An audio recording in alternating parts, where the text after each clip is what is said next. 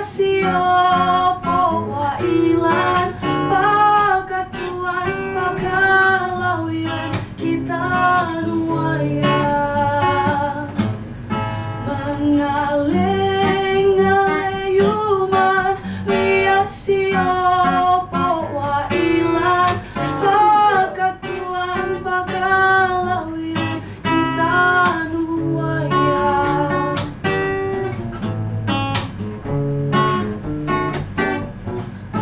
Esamo kangenanku wianiko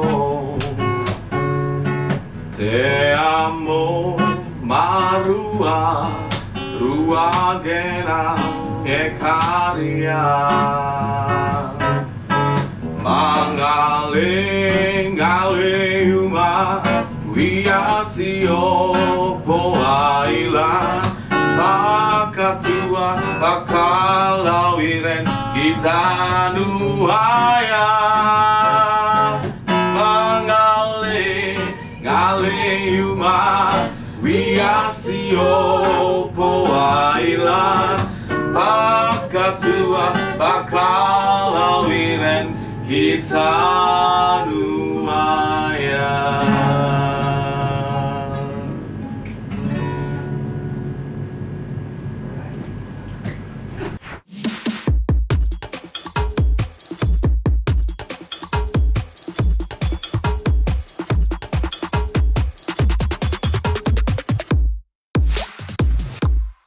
Oke, selamat malam. Wah, di sini malam ya. Cuma yang nonton pasti ada pagi, siang, dan sore juga ya. Jadi selamat menonton dan selamat datang kembali di podcast LMND. Ya, hari ini ya, kita kedatangan tamu yang spesial. Yang beliau ini kesibukannya salah satunya itu adalah berseni. Maksudnya beliau berkecimpung dalam dunia seni. Nah, kita akan menggali topik-topik yang berkaitan dengan kreativitas tentunya, dan juga karena beliau ini perempuan, nah tentunya bagaimana mengaitkan keterkaitan perempuan dan kreativitas, mungkin itu akan kita bahas. Selamat datang Kak Kezia. Ya, Halo Kak, apa kabar? baik. Iya, selamat datang di podcast LMND. Terima kasih ya sudah menyempatkan waktunya di podcast LMND. Jadi dalam beberapa menit kemudian ya, beberapa menit ke depan, kita akan membahas topik-topik yang tentunya ini juga bisa menjadi topik yang bisa dibicarakan oleh Gen Z, terutama perempuan ya, yang memang menjadi salah satu indikator untuk adanya perubahan di negeri kita tercinta ini, Indonesia. Nah, mungkin sebelum kita masuk ke dalam topik tersebut, mungkin kita sedikit menanyakan dulu nih ya, misalnya aktivitas apa sih biasanya Kak sekarang yang lagi disibukkan? Itu apa sih? Iya. Kalau sekarang itu lagi nulis. Kalau akhir-akhir ini lagi nulis dan bermusik. Mungkin dua itu yang... Oh, dua itu fokus di musik dan seni. Nah, mungkin kan Kakak ini saya dengar juga habis S2 kemarin udah selesai kayaknya. Kemarin tuh sempat sekolah di mana Kak? Di Sanata Dharma. Sanata Dharma di mana tuh? Di Jogja. Di Jogja, oke. Di Jogja teman-teman, itu S2 ya Kak ya? Iya. Oke. Jadi Kak Kezia ini juga selain bergulat dan berkecimpung di dunia seni gitu ya. Kak Kezia juga dia kakek kalian biar lebih Allocation juga nggak apa-apa. kakek ya. Ini juga tidak lupa terhadap akademiknya. Nah, mungkin kita akan masuk di topik-topik yang ringan dulu nih Kak ya. Kalau boleh tahu kakaknya dari mana sih Kak? Aku asalnya dari Manado. Oh, dari Manado. Nggak spesifik Manado sih, tapi lebih ke Minahasa Tenggara. Oke. 2 jam lah dari kota. Dari Minahasa kawan-kawan, dan kuliah S2-nya di Jogja. Nah, ini kan mungkin ini juga bisa kita angkat ya Kak, topiknya soal persoalan bagaimana adaptasi ya mungkin ya. Ini kan banyak juga nih mahasiswa yang mungkin masih S1 atau yang lagi S2 di luar daerahnya gitu ya. Yang gimana sih Kak ketika seseorang dari daerah gitu ya, ketika dia keluar dari daerahnya atau dia merantau ya untuk melanjutkan studi atau dia bekerja, nah kan tentunya ada nilai-nilai budaya yang dibawa juga kan, yang dibawa itu dari diri kita masing-masing, dan kemudian bagaimana tuh menyesuaikan dari kultur-kultur atau budaya-budaya setempat gitu kan? Karena kan di dalam daerah tertentu ini kan kadang ada sesuatu yang mungkin kontradiktif gitu kan. Kadang kalau bahasa sekarang tuh shock kultur kultur shock gitu. Agak shock gitu kan. Nah, itu bagaimana sih Kak untuk bisa menyesuaikan gitu, apalagi perkembangan zaman yang makin cepat ini Kak? Kalau aku karena awal ke Jogja pas pandemi dan itu situasinya sepi, jadi aku mencari sesuatu yang aku tertarik. Misalnya selesai pas aku berangkat ke Jogja itu kan aku baru selesai pentas teater. Jadi aku mencari teman yang di teater, entah lewat komunitas atau Instagram ya apapun untuk karena kan aku sendiri banget nih ke Jogja, jadi nggak ada saudara atau apapun di sana dan belum punya teman yang dari daerah juga, jadi aku cari sendiri lewat Instagram, lewat kolektif gitu. Jadi itu untuk membuka akses ini ya, pertemanan di situ lah supaya pertemanan dan berelasi. Betul ya, karena penting ya guys itu. Nah kan begini Kak, jadi kan dalam suatu perkembangan masyarakat itu ya tentunya terkadang ya, termasuk saya sendiri ya, kebetulan saya ini dari Jawa Barat Kak, suku saya Sunda, tapi pada saat pertama kali saya merantau di Jakarta ini, saya udah 8 tahun di Jakarta, sempat agak malu-malu gitu ya untuk berbicara bahasa daerah gitu ya, karena menurut saya Jakarta ini agak terlalu cepat perkembangannya, jadi kayak orang kampung lu gitu kalau misalnya berbicara ini. Nah tapi ketika saya belajar itu ya, terutama masuk LMND, ketemu kawan-kawan daerah yang mereka tuh bangga itu terhadap bahasa budayanya yang memang mereka implementasikan dalam sehari-hari. Nah kira-kira untuk melawan itu Kak, bagaimana pertarungan zaman, kemudian kita tetap membawa kebiasaan atau budaya yang memang itu adalah tempat kelahiran kita, kemudian tempat kita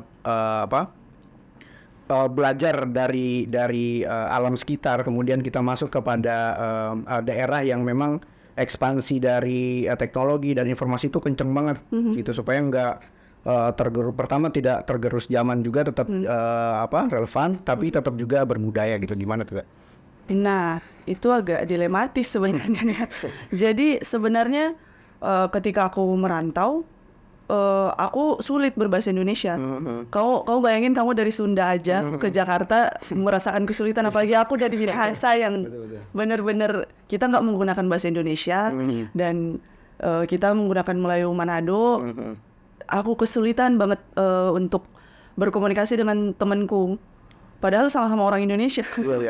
Jadi agak sulit sebenarnya. Mungkin berani salah aja sih, berani salah. Kalau bagiku itu mending aku tipikal yang langsung terjun dan tahu salahku di mana daripada perfeksionis. Oh aku harus belajar ini dulu gini baru aku eksekusi.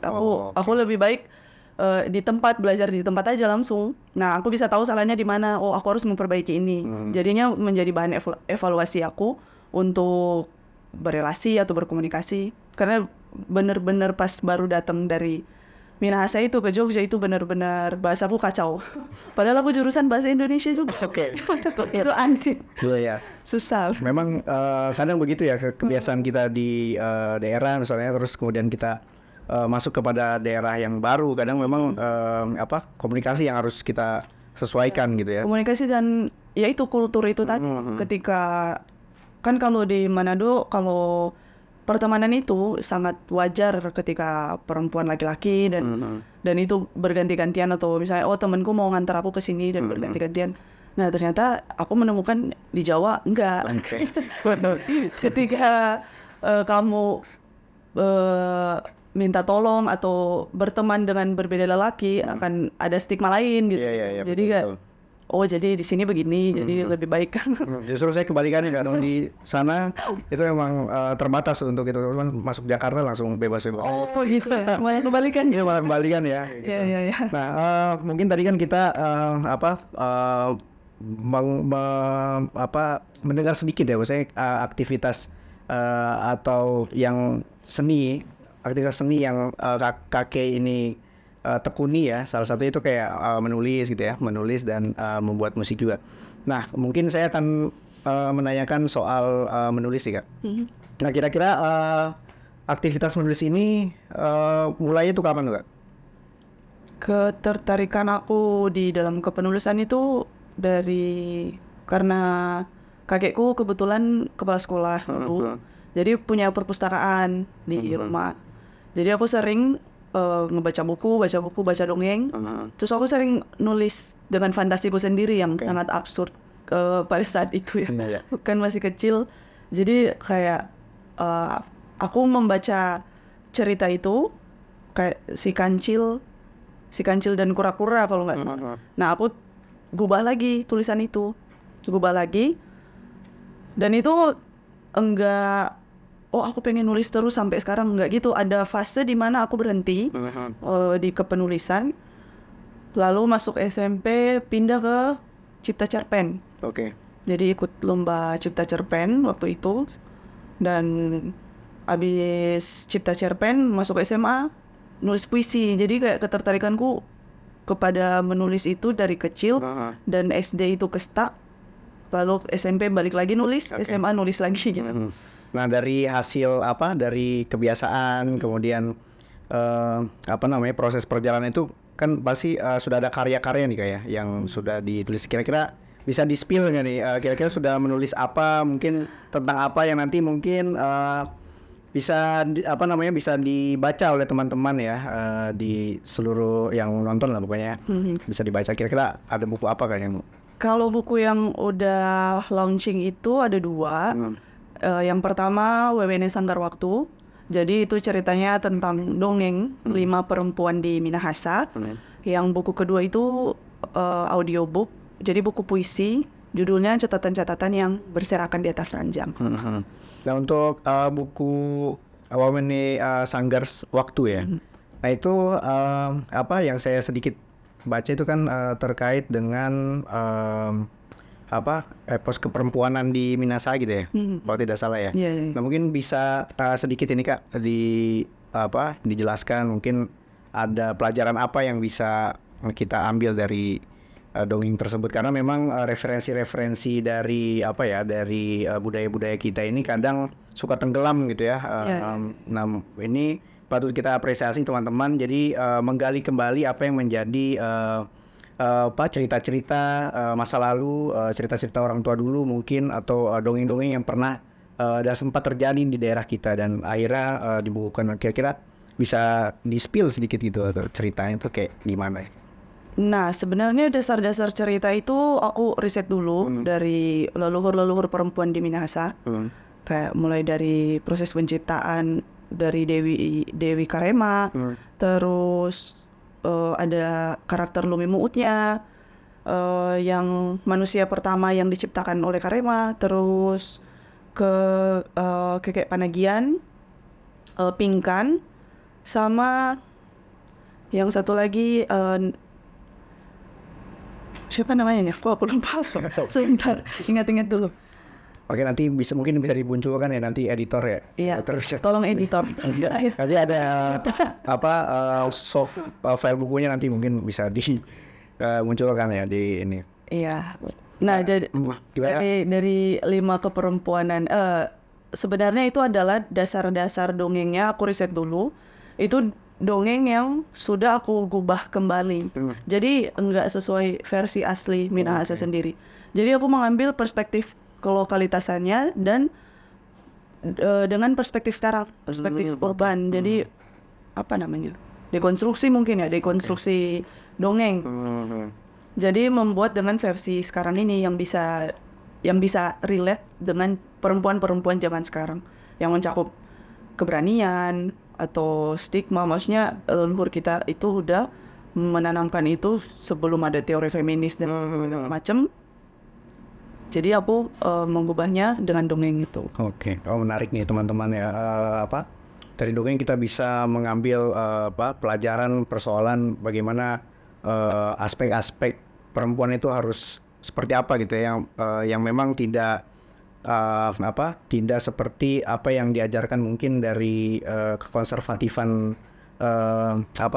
sistem ajar anak gitu ya. Iya, Itu bisa juga menjadi satu referensi ya teman-teman untuk bagaimana mempelajari kesetaraan mungkin gitu ya dengan mengambil contoh dari pengakulturasian budaya gitu. Iya. Nah, dari itu ditulis di mana kalau gitu? Di Jogja.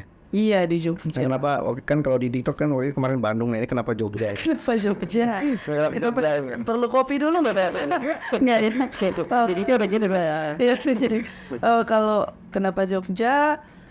Karena Jogja itu menyebalkan. Karena Jogja menyebalkan. Jogja itu punya apa ya? Mau dibilang mungkin ini salah satu romantisasi orang merantau yang ke Jogja itu. Satu, Jogja itu bikin nyaman, bikin bahagia. Nah, yang kedua itu dengan kebahagiaan dan kenyamanan itu kita berproses itu bikin kita lupa kalau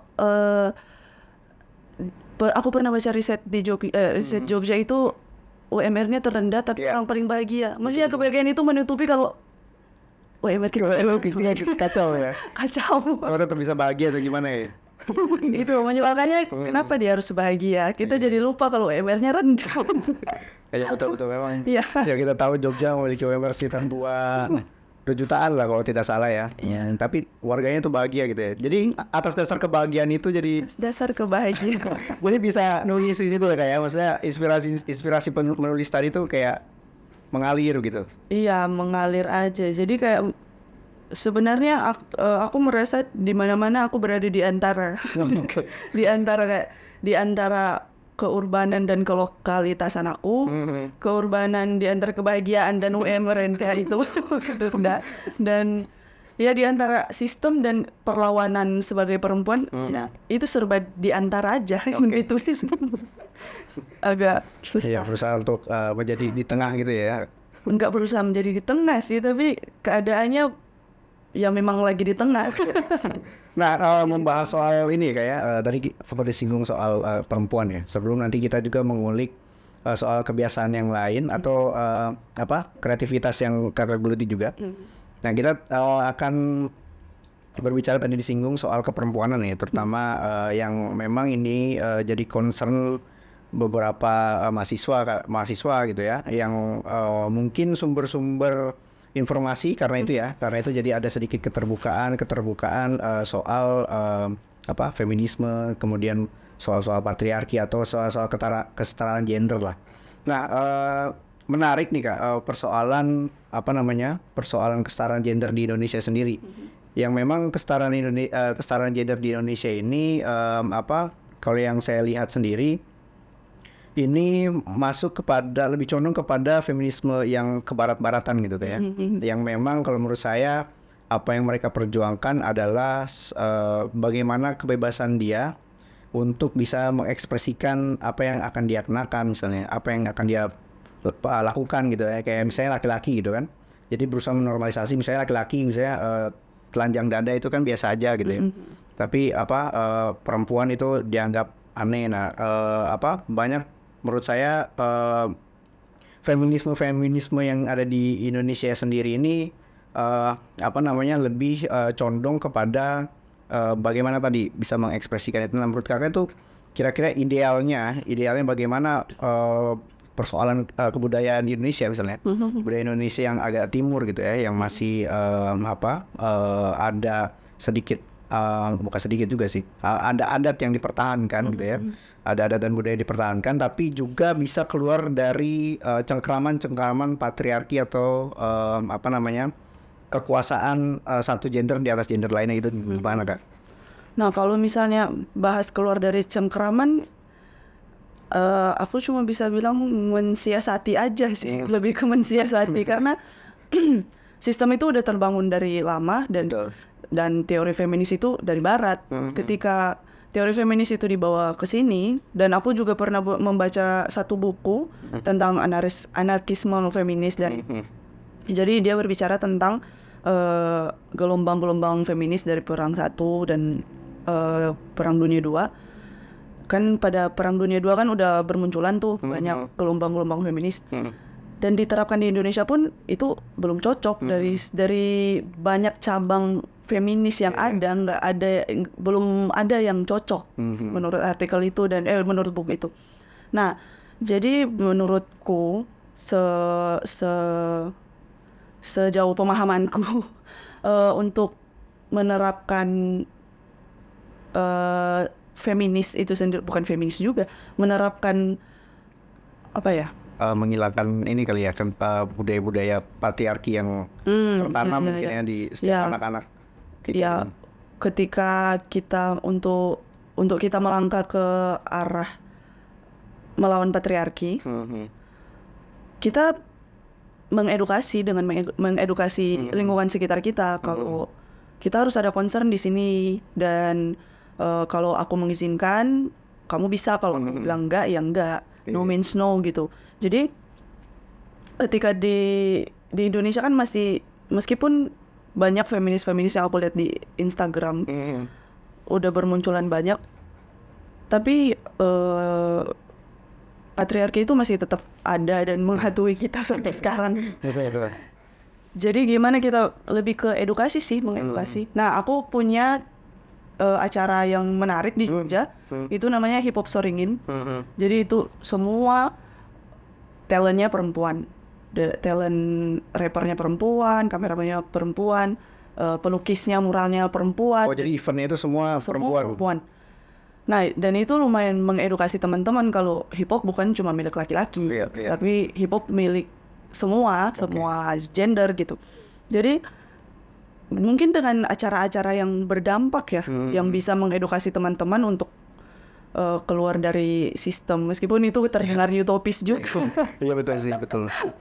Nah karena ini Kak, mungkin ini dihadapi juga oleh Gen Z gitu ya, maksudnya ini pun saya sebagai laki-laki tuh salah satunya menjadi korban juga ya, maksudnya dari persoalan patriarki ini gitu kan. Kenapa mungkin saya mengamati sempat viral juga soal kemarin ya kan, soal Prilly gitu ya, bagaimana misalnya perempuan yang misalnya hanya berdagang kopi misalnya, itu dianggap independen. Sementara laki-laki yang berdagang kopi juga dianggap masih miskin gitu ya. Nah itu menurut saya kan hasil dari persoalan patriarki tadi. Maksudnya keidealan secara ekonomi yang harus tinggi itu harus ada hanya laki-laki gitu. Yang pada penempatan ketika adanya perbandingan tadi, kayak misalnya sama-sama penjual kopi tapi gendernya adalah laki-laki dan perempuan, mungkin laki-lakinya yang dianggap rendah gitu. Memang kawan-kawan gitu ya, yang kita juga sebenarnya agak terbebani ya persoalan patriarki gitu, terutama misalnya ketika kita mau serius gitu sama pasangan gitu kan, terus menikahi ya kan, salah satunya kadang kita sisi cowoknya itu kadang ditanya kerjanya, kerjanya, latar belakangnya. Memang ini harus punya posisi yang ideal lebih dari perempuan gitu. Nah itu kita juga sebagai laki-laki itu juga merasa menjadi korban sih di dalam. Termasuk ini kawan-kawan, kebetulan saya kan memiliki postur tubuh tinggi yang tidak tinggi. Oh ya. Nah itu saya salah satu keren patriarki juga kan. Jadi kayak sebenarnya mau dapat pacar yang lebih tinggi dari saya itu agak susah gitu kan. sampai kepada dominasi tinggi pun harus laki-laki yang lebih kok. Teman-teman, jadi banyak sekali kita sebagai laki-laki juga yang sebetulnya ya yang dirugikan. Nah cuma memang sekarang kan zaman terbuka ya, lebih terbuka, jadi banyak yang lebih aware lah sama persoalan itu ya. Iya, dan kalau lihat dari sekarang juga, maksudnya banyak konten-konten edukasi yang sebenarnya kita bisa pilih algoritmanya sesuai dengan apa sih yang pengen kita konsumsi gitu. Kayak misalnya, aku pengen konsumsi referensi buku, ya bisa aja kita nyusun algoritmanya seperti Iya, itu. betul. Kita masuk di apa? Ini kan kita masuk di persoalan gender. Nah, jadi saya membaca sebuah artikel tapi lama sih yang salah satu salah satu pendengar terbanyak dari K-pop itu adalah salah satunya Indonesia, masuk 10 besar di data Spotify. Nah, dan secara gender pun perempuan mendominasi ya persoalan ini. Nah, kita akan berbicara mungkin lebih kepada persoalan budayanya gitu kayak budayanya. Nah, kan K-pop itu adalah salah satu dibilang subgenre mungkin ya, karena itu genre basicnya mungkin R&B gitu ya, terus pop, pop. Nah, cuma yang mereka menjadi beda adalah ada bahasa Korea yang itu menjadi instrumen, menjadi salah satu instrumen dalam musiknya gitu. Bukan instrumen sih, liriknya gitu ya. Liriknya tidak diganti dengan bahasa Inggris yang bisa universal gitu. Yeah. Nah, tapi dalam perbedaan gitu ya, perbedaan bahasa, biasanya kan kita kan dengernya lagunya lagu Inggris gitu kan, lagu yang berbahasa Inggris gitu. Nah, memang proses perjalanan untuk si Korea ini, si K-pop ini genre ini bisa menghegemoni dunia itu kan memang bertahap gitu ya, dan mereka tuh sangat tersistematis ya kalau kita tahu tuh ya. Termanage dengan baik. Nah, kan ada budaya yang memang secara tidak langsung itu dijual gitu ya ke luar gitu, yang akhirnya mereka punya fanbase di seluruh Indonesia. Nah, kira-kira nih Kak, menanggapi tadi kan ada data bahwasanya Indonesia itu salah satu pendengar dan bahkan pecinta, karena kalau kita buka Twitter gitu ya, banyak SJW, salah satunya SJW BTS ya, bisa ada yang nyerang BTS itu salah satu BTS Army kalau saya. BTS Army itu pokoknya salah satu fanbase yang agak keras juga gitu ketika BTS disinggung. Nah, itu kan berarti punya impact yang pengaruh yang besar gitu akibat dari itu. Nah, kira-kira nih buat menurut Kakak sendiri, melihat melihat kejadian tersebut, bahwasanya masyarakat kita terutama anak Gen Z ini itu mendengarkan K-pop yang memang itu adalah satu percampuran budaya Korea, kemudian melihat bahwasanya budaya juga bisa dibawa melalui lirik melalui lagu yang memang liriknya itu adalah bahasa Korea. Nah, yang sampai bisa menghegemoni. Nah, kira-kira itu menurut pandangan Kakak tuh kayak gimana Kak? Kita sebagai mungkin Gen Z gitu yang melihat kondisi seperti itu. Nah, sebagai Gen Z dan orang yang tapi sebenarnya Kakak dengar K-pop juga Kak? Iya, dengar. Tapi waktu kapan ya? Waktu SMP apa SMA itu aku lumayan K-pop sih. Masih Super Junior kalau. Oh, masih Super Junior. Kalau saya yang zaman SNSD waktu itu. Oh, SNSD, oh ya aku tahu. Generation, ya kan? Girls Generation. Ya, tahu. Nah, itu sebenarnya kalau ngelihat sebenarnya netizen Indonesia itu kuat banget sebenarnya. Itu dia masalahnya. Tapi penempatannya tuh mungkin yang salah. Ya, harusnya ada yang lebih penting daripada membela boy group ya kalau namanya kalau itu. Hati-hati kamu nanti disebut oke. Maaf gitu. Nanti diklarifikasi lagi. Udah BTS. Tidak. Nah, menurutku kalau di Indonesia sendiri, karena kita memandang bangsa lain itu lebih superior aja. Kita memandang Korea itu, wah Korea, ceweknya sipit-sipit, putih, udah langsing-langsing. Melihat Barat dengan teorinya, melihat Korea dengan modernnya, pop modernnya gitu. Terus bangsa kita sendiri tuh kebagian komennya aja gitu kan. Dan mereka lupa untuk mengapresiasi yang di dalam negeri. Sebenarnya kalau disatuin bisa sebenarnya Indonesia itu membuat satu karya yang yang berdampak atau karya yang politis lah dibilang. Ya tapi sumber dayanya tidak mendukung itu. Betul. Apresiasinya masih kurang aja. Ya mungkin ketika Nah kalau viral sekarang kan garam dan madu ya. Iya benar itu kan garam dan madu itu kan. Mungkin kalau di garam dan madu ada unsur-unsur politisnya terus viral, itu akan lebih oke sih. Maksudnya aku akan mendukung gitu. Betul. Jadi Yes. itu sih rasa inferior kita tuh masih tinggi dan kita masih melihat bangsa-bangsa lain itu wow gitu. Walaupun pernah juga ya, kalau garam dan madu kan itu masih di konteks nasional lah.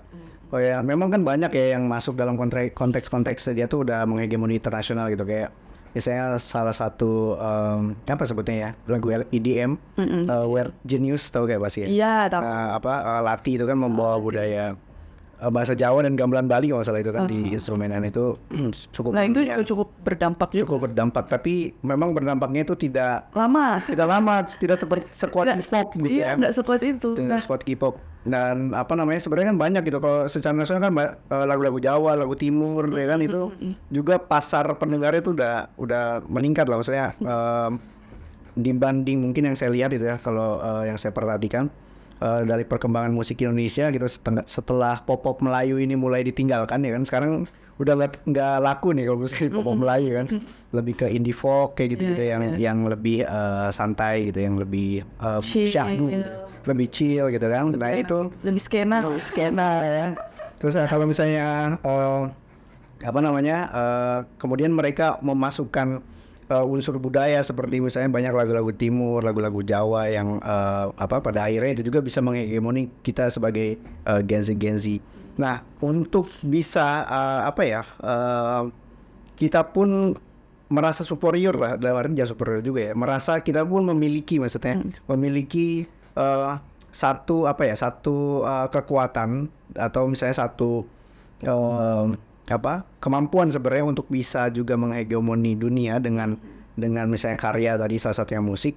Nah itu apa yang harus kita misalnya sebagai sebagai masyarakat Indonesia atau masyarakat di daerah masing-masing yang memang pasti punya lagunya masing-masing, setidaknya bisa mengkampanyekan ataupun ikut andil dalam memperluas kebiasaan mendengar kita. Ini bukannya tidak boleh mendengar K-pop ya atau benar-benar tidak, nanti kita juga kadang melupakan itu, termasuk saya gitu kan. Saya baru menggali lagi nih kayak lagu-lagu Sunda yang yang bisa menggambarkan, kayak misalnya ada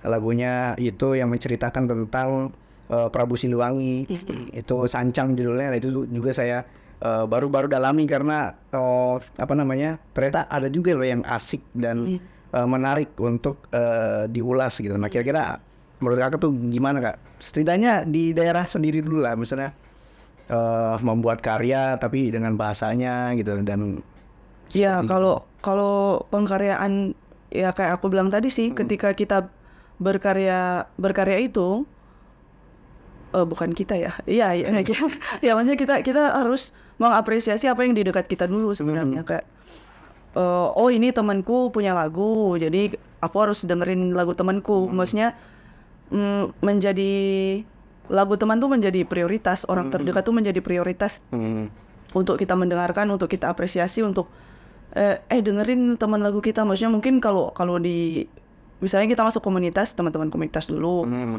Nah habis itu komunitas lain ya. Jadi kita bergerak tuh mempromosikan karya teman kita tuh ketika bergaul dan apalagi ketika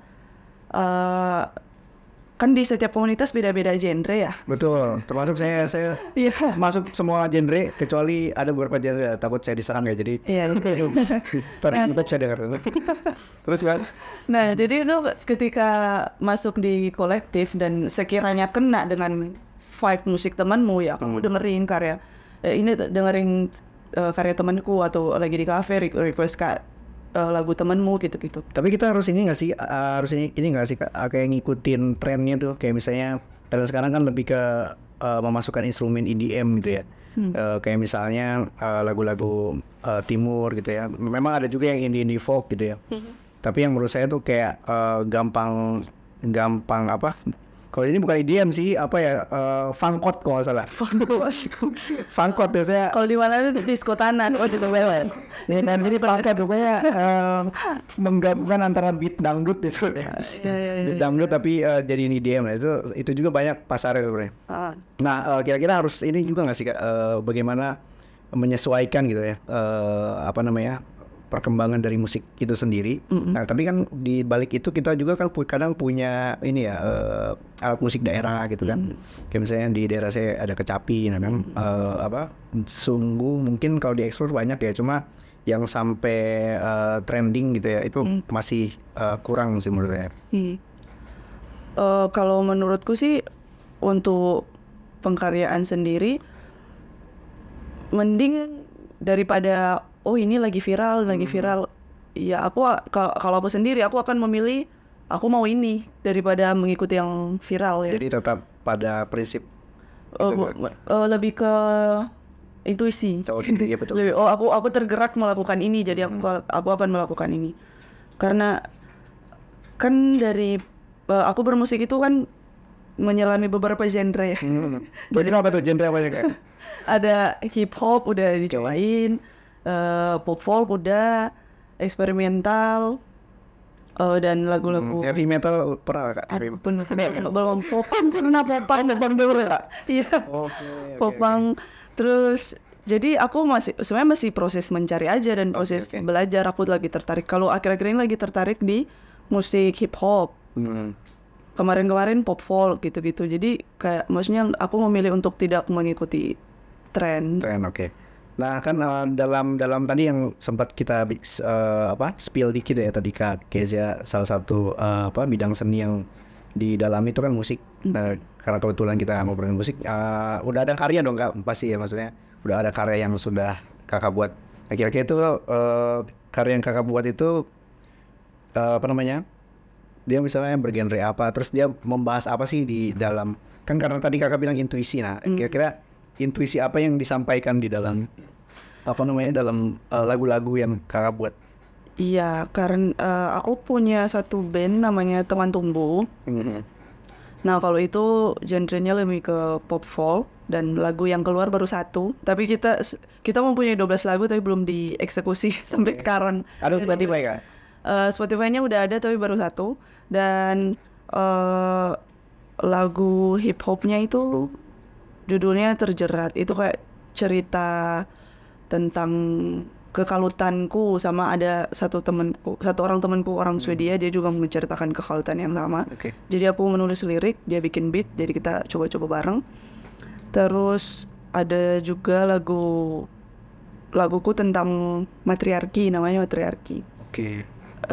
Itu tentang aku sebagai perempuan perantau yang bertarung di tanah Jawa. Itu sih. Itu menarik sih kayaknya untuk mendalami hasil karyanya. Mungkin di Spotify ya bisa kita dengar kayak tadi.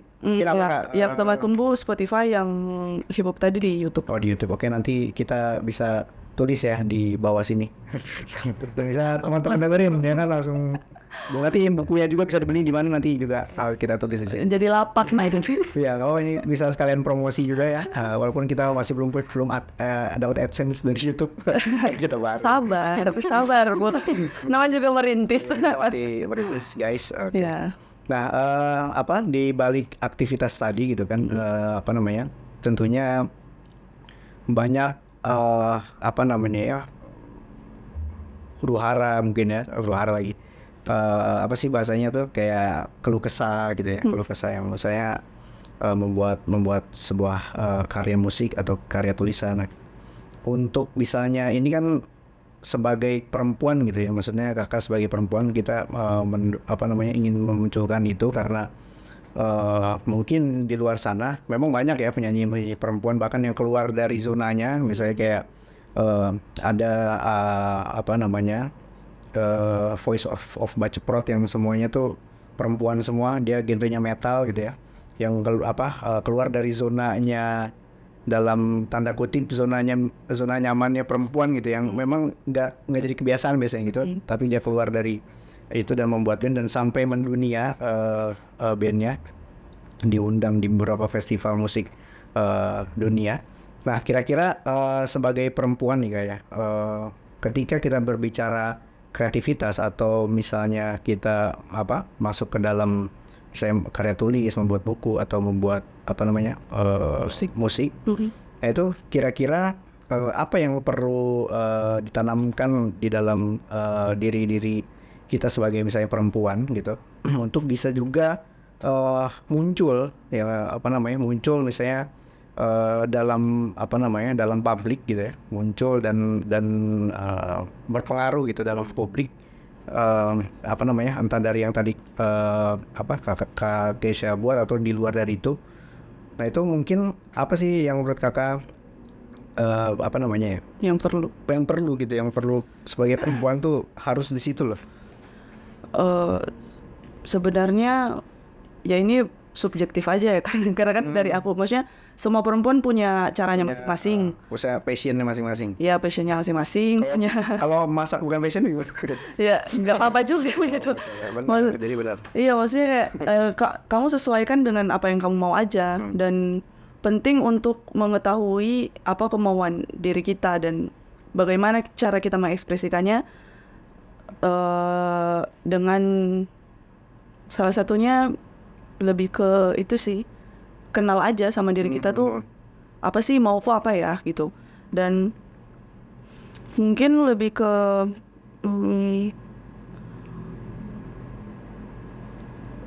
mengenal diri sama gimana kita harus pintar-pintar memanajemen emosi. Iya, kecerdasan emosi itu penting banget dimiliki oleh semua perempuan. Betul. Gimana kamu harus menghadapi sistem yang yang sudah terbangun ini dengan kalem, dengan santai, maksudnya kalau aku memilih cara yang dengan cara itu ya, dengan gimana ya aku biasanya menulis itu menjadi pelarianku juga sebenarnya. Kayak ketika aku lagi kalut, aku lagi bingung, aku harus berbuat apa, aku lagi sedih, lagi kacau, aku tulis. Tapi itu nggak tulis yang puitis gimana. Aku jujur aja, kayak aku sebel hari ini gini. Itu sampai 2 lembar. Terus aku ngeliat kata-kata yang muncul berapa kali. Kayak aku lagi takut. Maksudnya aku lingkarin, takutnya ada 7. Jadi aku jadi mind mapping. Jadi cara aku menulis itu jadi mind mapping untuk aku bisa melihat diriku secara objektif, secara aku lagi ini, dan aku lebih melihat diriku secara terpisah. Jadi enggak di dalam emosi yang kan perempuan, teman-teman perempuanku kebanyakan yang curhat kesulitan untuk mengelola emosi, kayak tantrum, apalagi sekarang kan udah banyak tuh penyakit mental yang betul. berseliweran. Jadi kayak tapi semua mempunyai pola masing-masing dan cuma diri kamu yang tahu kamu mau apa gitu. Kalau dari aku, pelarianku ke tulisan untuk bisa mind mapping dan observasi diriku.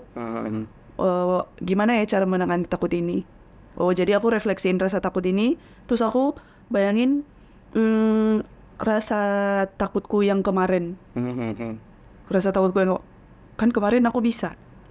Coba aja, siapa tahu bisa gitu. Jadinya jadi apa ya, menemani diri sendiri aja gitu. Karena nggak ada yang bisa menyelamatkanmu selain kamu. Betul. Jadi teman-teman yang mungkin punya karena mental health tadi ya jadi isu yang lumayan ini juga ya. Lagi gede juga. Jadi teman-teman untuk bisa mungkin mengatasi mental health, bisa masuk pada pelarian tadi gitu yang nantinya akan berbuah karya gitu ya, terserah sih mau berbuah karya apa enggak. Karya banyak gitu kan, mungkin tulisan, musik ya, yang penting bentuk ekspresi positif gitu ya. Tuangkan aja sih, lebih ke tuangkan aja. Ya, tuangkan apa yang menjadi keresahan kalian, mau keresahan terhadap negara ya, walaupun memang betul sebenarnya resah juga kita ini. Iya, keresahan bersama ya.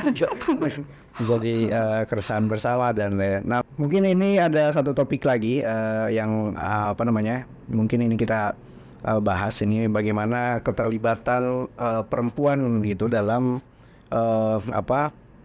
persoalan ekonomi politik misalnya gitu nggak? Wih, berat ini Pak. Apa namanya, kan memang akses ekonomi gitu ya, akses politik gitu kan, memang perempuan itu sudah sebetulnya sudah diberi ruang gitu ya, ada ruangnya sebetulnya, walau ya, takut saya diserang sama SJW feminis gue nih, nanti dikiranya ini. Walaupun memang saya mengiyakan bahwa saya presentasi perempuan itu di ranah ekonomi dan politik itu masih jauh dari kata ideal gitu. Nah, kadang ada mahasiswa, kita berbicara konteks mahasiswa, misalnya ada mahasiswa yang kadang dia dalam konteks pembahasan soal keterlibatan dia gitu ya, terhadap pemikiran bagaimana membangun bangsa itu, menurutku masih belum banyak gitu. Kalau misalnya kita lihat di gerakan mahasiswa gitu ya, pasti yang mendominasi itu adalah laki-laki gitu. Sementara perempuan itu walaupun ada dan sudah banyak mungkin sekarang, tapi masih perbandingannya masih belum setara dengan perempuan. Nah, kita sebagai anak gerakan, terutama misalnya di LMND gitu ya, salah satunya memang kan kita ada pendidikan politik keperempuanan gitu ya. Nah, menurut kakak sendiri nih, sebagai mahasiswa, bagaimana melibatkan sebagai mahasiswa perempuan gitu ya, bagaimana kita bisa melibatkan diri terhadap atau memberikan sumbangsi ide, karena kan dulu banyak tuh pemikiran perempuan gitu ya, dan tokoh-tokoh perempuan yang luar biasa gitu ya, yang tapi masih juga mungkin ya belum bentuk apresiasi pun belum ada gitu terhadap negara. Bahkan kalau tidak salah ada satu tokoh perempuan, saya lupa, itu hanya dijadikan nama halte kalau salah.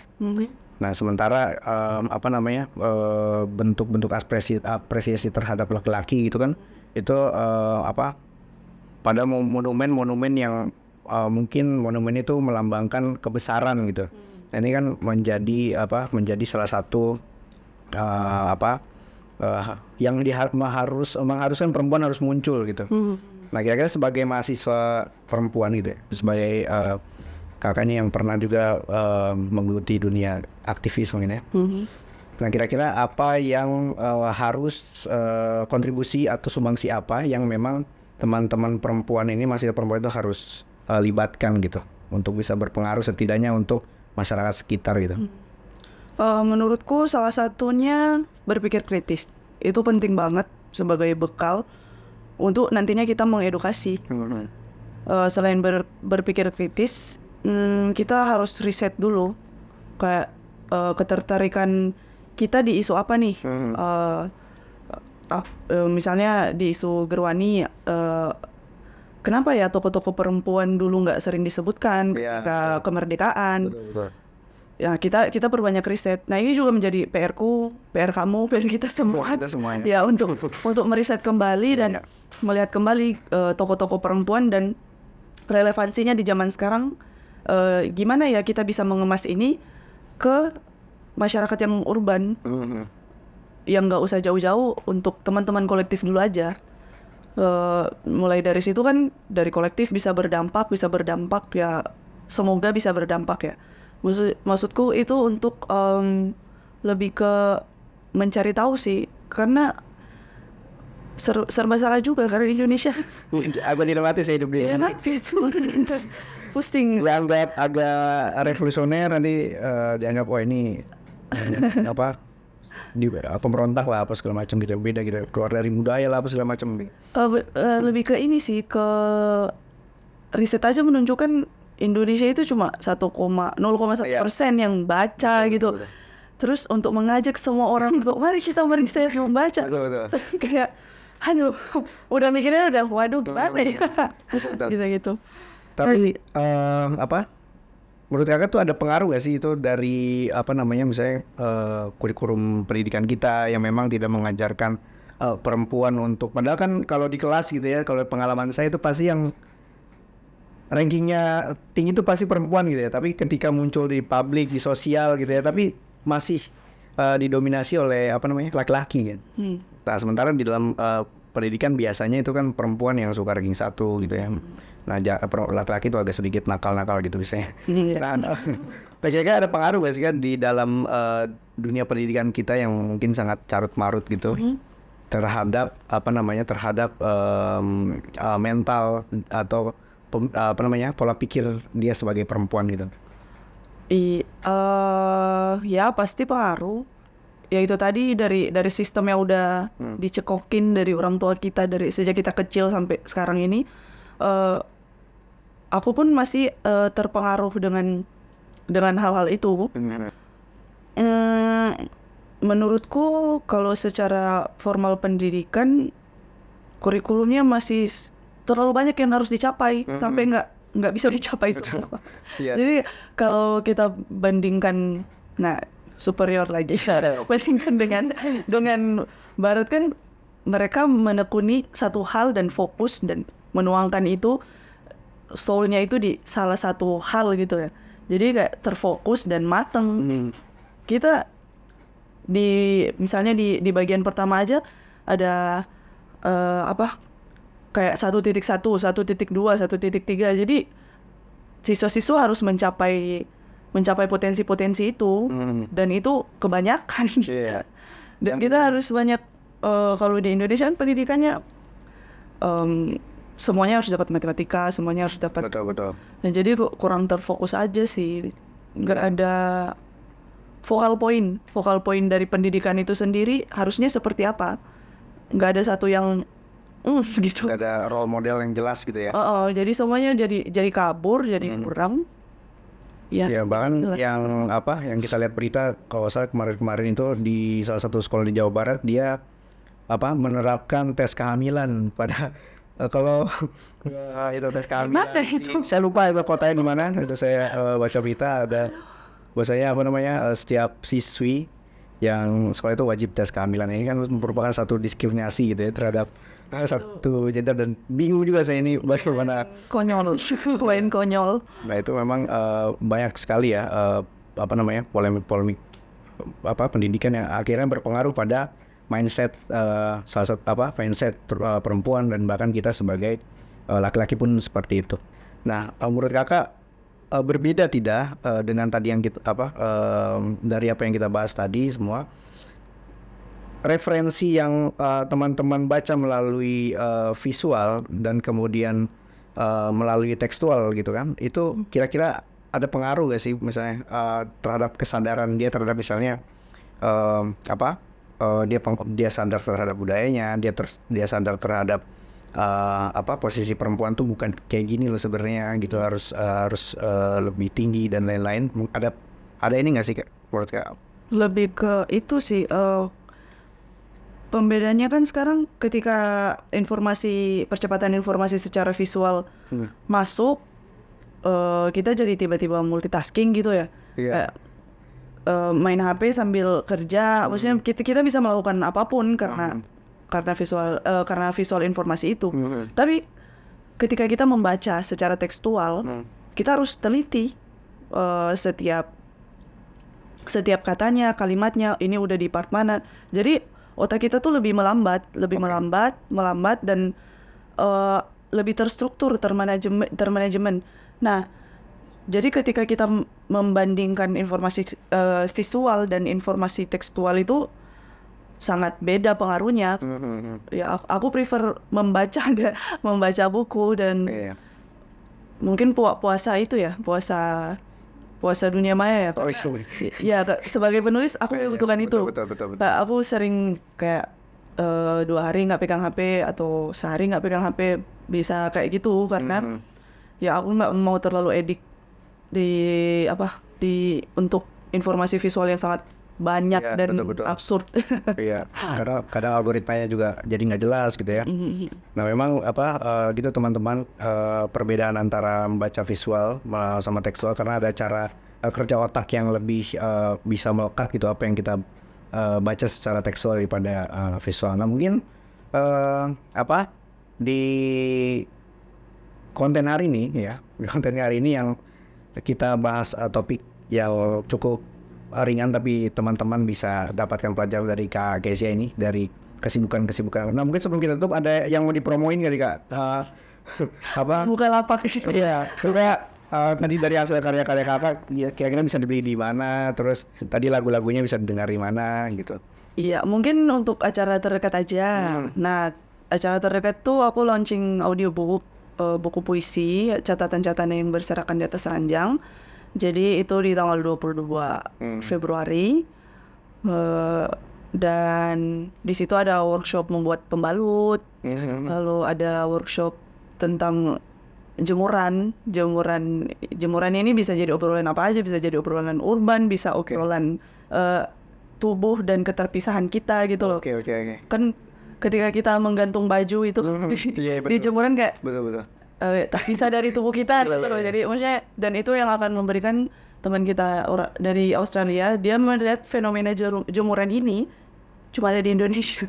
Dia nggak ngelihat jemuran di Australia sana. Jadi di Indonesia di gang-gang ada jemuran, ada jadi menurut dia unik. Jadi dia mendokumentasikan itu untuk dibikin stiker book.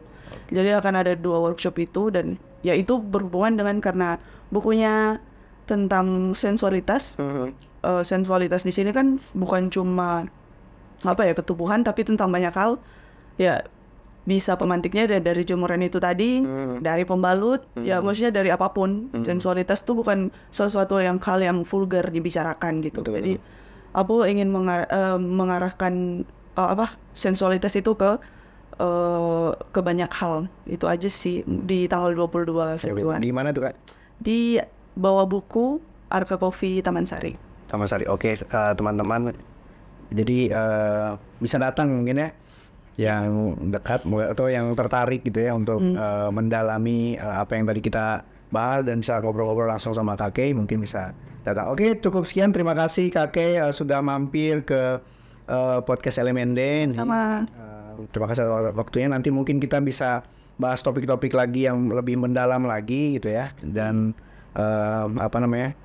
ditunggu konten-konten berikutnya. Terima kasih. Dadah.